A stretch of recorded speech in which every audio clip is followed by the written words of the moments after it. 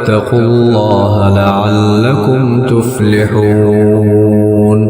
يا أيها الذين آمنوا اتقوا الله حق تقاته ولا تموتن إلا وأنتم مسلمون. إذ قال الحواريون يا عيسى ابن مريم هل يستطيع ربك أن ينزل علينا مائدة من السماء؟